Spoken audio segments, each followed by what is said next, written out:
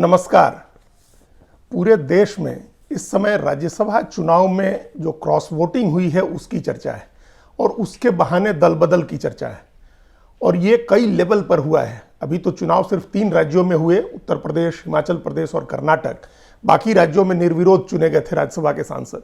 इन तीनों राज्यों में क्रॉस वोटिंग हुई और इसके अलावा बिहार में जहां अभी सत्ता परिवर्तन हुआ है गठबंधन बदलने से, वहां भी दल बदल हुई है। वहां अब तक 6 विधायक, आरजेडी और कांग्रेस के 6 विधायक सत्ता पक्ष की ओर जाकर के बैठ चुके हैं और ये माना जा रहा है कि वो सब भारतीय जनता पार्टी में शामिल हो गए हैं या शामिल हो जाएंगे। उनकी अयोग्यता का मामला बाद में आएगा।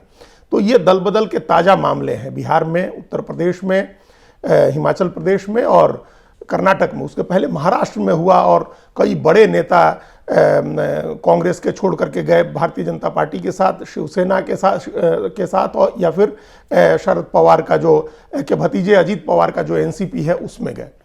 गुजरात में भी गए हैं कांग्रेस के बड़े नेता, पूर्व केंद्रीय मंत्री जिनका राज्यसभा का कार्यकाल अभी समाप्त होने वाला है अप्रैल में, तो वो भी गए हैं। तो ये एक लगभग पूरे देश का है, लेकिन 4-5 राज्यों को लेकर के ज़्यादा चर्चा हुई है। अब सवाल है कि इतने बड़े पैमाने पर थोक के भाव में जो दल बदल हो रहे हैं उसका दोषी कौन है, किसकी वजह से ऐसा हो रहा है और उसके क्या क्या कारण है, इसको कैसे रोका जा सकता है। ये एक बड़ा कंसर्न है, बड़ा सरोकार है, बड़ी चिंता है कि उसको कैसे रोका जा सकता है।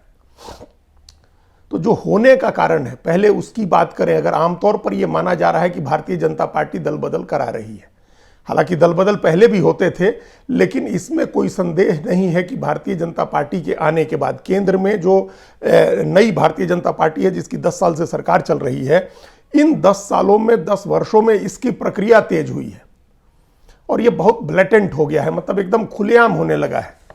बहुत पहले आज़ादी के समय से दल बदल होता है इस देश में, लेकिन तब वैचारिक रूप से होता था, फिर दलगत रूप से होने लगा। एक ही विचारधारा के लोग अलग अलग पार्टियों में जाने लगे जो समान विचारधारा की पार्टियां थीं, और अब विशुद्ध रूप से राजनीतिक स्वार्थ के लिए अपने लोभ से, अपने लालच में या अपनी चिंता में किसी न किसी दबाव के तहत लोग पार्टियां छोड़ रहे हैं। तो ये प्रक्रिया तेज हुई है भारतीय जनता पार्टी की वजह से, इसमें कोई संदेह नहीं है। लेकिन ऐसा नहीं है कि सिर्फ भारतीय जनता पार्टी ही कर रही है और सिर्फ वही दोषी है।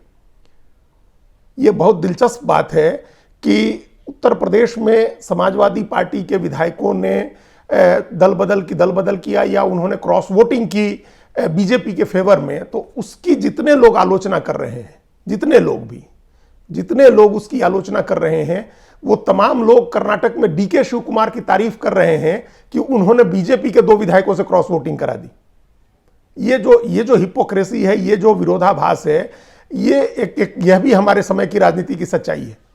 कर्नाटक में राज्यसभा के चुनाव में बीजेपी ने एक उम्मीदवार दिया था और उसकी सहयोगी जेडीएस ने भी एक उम्मीदवार दे दिया था। कुपेंद्र रेड्डी उसके उम्मीदवार थे जेडीएस के। उनको जीतना नहीं था, ये सबको पता था कि वो नहीं जीत पाएंगे। वो एक तो बीजेपी के कैंडिडेट नहीं थे, दूसरे बीजेपी उनके लिए कोई एफर्ट नहीं ले रही थी। तभी बीजेपी ने अपने 3 अतिरिक्त वोट दे दिए थे अपने उम्मीदवार को। 45 वोट की जरूरत थी, लेकिन बीजेपी ने अपने कैंडिडेट को 48 वोट असाइन किए थे। तो ये पहले से लग रहा था कि वो नहीं होगा, लेकिन बीजेपी के बड़े नेता हैं एसटी सोमशेखर रेड्डी, उन्होंने क्रॉस वोटिंग की, उन्होंने कांग्रेस को वोट किया और एक अन्य विधायक गैरहाजिर हो गए वोटिंग से। तो ये बड़ा एडवांटेज कांग्रेस को हो गया। तो इसके लिए डीके शिव कुमार की तारीफ हो रही है।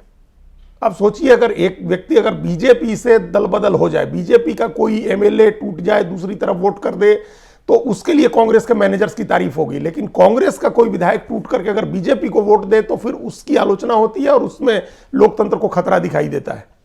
ये इसलिए है क्योंकि बीजेपी अभी ताकतवर है।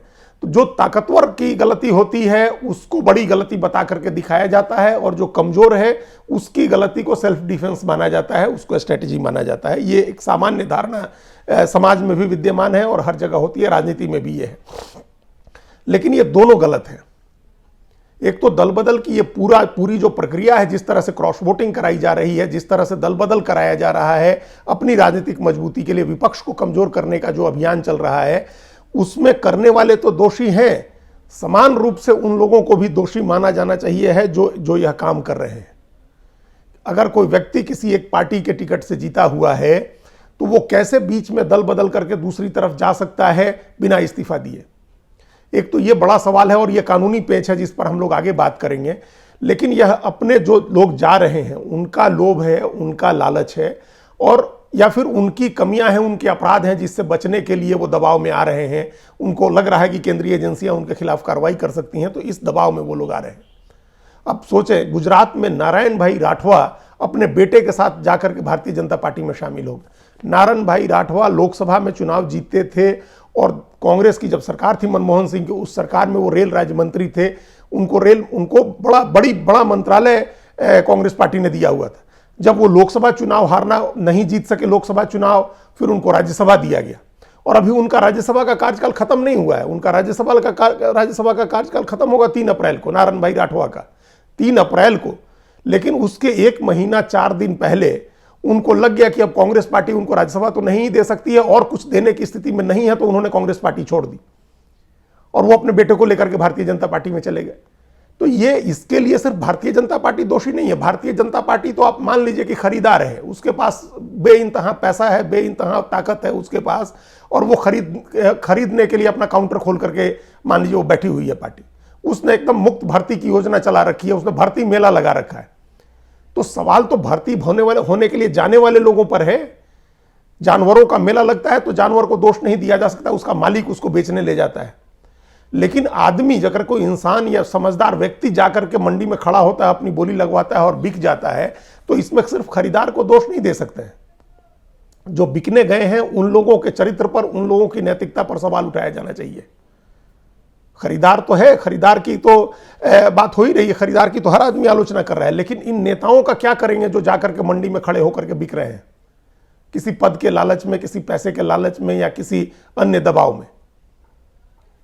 हिमाचल प्रदेश में वीरभद्र सिंह को 6 बार कांग्रेस ने मुख्यमंत्री बनाया, 6 बार मुख्यमंत्री बने। जब मुख्यमंत्री नहीं रहे और केंद्र में कांग्रेस की सरकार रही तो केंद्र में मंत्री रहे। तो अब उनके बेटे और उनकी पत्नी को लगता है कि सत्ता उनका अधिकार है, उनकी बपौती है। जब भी कांग्रेस की सरकार बने तो उन्हीं के परिवार से कोई आदमी मुख्यमंत्री बनना चाहिए, और अगर नहीं बनेगा तो हम कांग्रेस पार्टी को तोड़ देंगे, उसको नुकसान पहुंचाएंगे, छोड़ करके दूसरी पार्टी में चले जाएंगे। अभी भी वीरभद्र सिंह की पत्नी प्रतिभा सिंह हिमाचल प्रदेश की अध्यक्ष हैं कांग्रेस पार्टी की, और उनके बेटे विक्रमादित्य सिंह वहां की सरकार में मंत्री हैं। लेकिन उन्होंने आला कमान को कह दिया कि मुख्यमंत्री बदलिए, नहीं तो पार्टी टूट जाएगी। और 6 लोग, उनके नेतृत्व में 6 लोगों ने, कांग्रेस के 6 विधायकों ने क्रॉस वोटिंग की, जिससे सबसे सुरक्षित सीट पर चुनाव लड़ रहे कांग्रेस के अभिषेक मनु सिंह भी चुनाव हार गए। अब ये इसमें किस हद तक भारतीय जनता पार्टी को दोष दिया जाएगा, जब कांग्रेस का वह परिवार जिसको कांग्रेस पार्टी आजादी के समय से ढो रही है, जिस व्यक्ति को 6 बार मुख्यमंत्री बनाया गया, कई बार केंद्र में मंत्री बनाया गया, जो प्रतिभा सिंह अभी प्रदेश अध्यक्ष हैं, जिनके बेटे अभी मंत्री हैं, वो परिवार, वो नेता अगर दगाबाजी करता है, किसी लालच में आकर के कांग्रेस के हितों को नुकसान पहुंचाता है, या पार्टी छोड़ता है, या क्रॉस वोटिंग कराता है, तो उसमें सिर्फ बीजेपी को दोषी ठहरा करके कैसे इस मामले से पल्ला झाड़ा जा सकता है। तो ये कुछ मिसाल है। ये सिर्फ एक पार्टी को दोष देने से बेहतर है कि इसके आसपास और इसके अंदर की जो चीजें हैं उनको बारीकी से और गहराई से देखा जाए। ये राजनीति में जो नैतिक मूल्यों का ह्रास हो रहा है, जो क्षरण हो रहा है, उसके बारे में भी विचार करने की जरूरत है।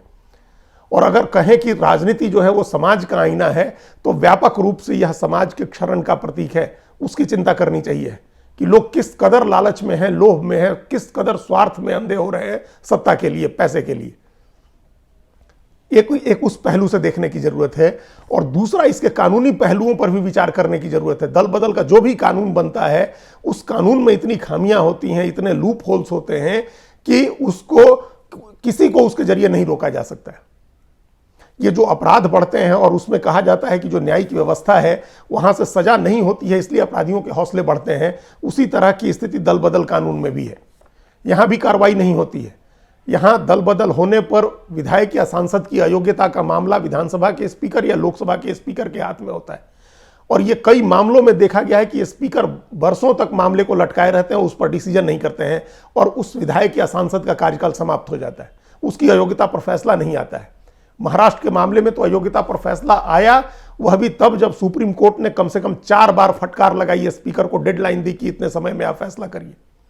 जहां के लोग कोर्ट में नहीं गए हैं, वहां के मामले 4-4 साल से अटके हुए हैं। झारखंड में बाबूलाल मरांडी, प्रदीप यादव और बंधु तिर्की की अयोग्यता का मामला 4 साल से लंबित है। 2019 के चुनाव के थोड़े समय बाद ही बाबूलाल मरांडी ने अपनी पार्टी का मर्जर किया था भारतीय जनता पार्टी में, और तब उनके 2 विधायक कांग्रेस में चले गए थे और खुद बाबूलाल मरांडी बीजेपी में गए थे। तब बाबूलाल मरांडी ने अपने 2 विधायकों को अयोग्य ठहराने का आवेदन स्पीकर को दिया था और उन 2 विधायकों ने मरांडी को अयोग्य ठहराने का आवेदन दिया था। उसमें किसी पर फैसला नहीं आया है और बंधु तिर्की की सदस्यता खत्म हो गई और उनके बदले उनकी बेटी वहां से उनकी सीट से चुनाव जीत करके एमएलए हो गई, लेकिन वो फैसला नहीं आया उनके बारे में। स्पीकर ने 4 साल से, स्पीकर झारखंड मुक्ति मोर्चा के यहाँ 4 साल से उन्होंने लटका रखा है, ये डिसीजन नहीं हो रहा है। तो इस तरह का जो कानून है कि या तो 2/3 टूट जाइए और जाकर के वो दूसरे पार्टी में मर्ज कर जाइए, या फिर आप इस्तीफा दे दीजिए, दोबारा आपकी सीट खाली हो गई, आप चुनाव लड़िए, क्योंकि आप जिस दल के मैंडेट पर जीत के आए हैं अगर आप उसको छोड़ रहे हैं तो ये नैतिकता का तकाजा है कि आप छोड़ दें, इस्तीफा दे दें। एक रास्ता ये भी है जो आजकल कई जगह देखने को मिला है कि विधायक इस्तीफा भी नहीं दे रहे हैं और उनकी सदस्यता भी नहीं जा रही है। तो जब इस तरह के कानून का इस तरह से दुरुपयोग होगा तो फिर कैसे इस तरह के दल बदल को रोका जा सकता है। तो एक पक्ष देखने के बजाय, ये देखने के बजाय कि जो सर्वशक्तिशाली पार्टी है वो अपने ताकत का इस्तेमाल करके दूसरी पार्टियों को तोड़ रही है, विपक्ष को कमजोर कर रही है, वहीं यह भी देखने की जरूरत है कि जो विपक्ष के नेता जो टूट रहे हैं उनका चरित्र क्या है, उनका मोराल क्या है, उनकी पॉलिटिक्स क्या है, जिस पार्टी को छोड़ रहे हैं उस पार्टी की विचारधारा क्या है, क्या विचारधारा की कोई गोंद है जो नेताओं को रोके, या फिर सत्ता की गोंद ही एकमात्र गोंद रह गई है, बाकी किसी चीज का कोई मतलब नहीं है राजनीति में।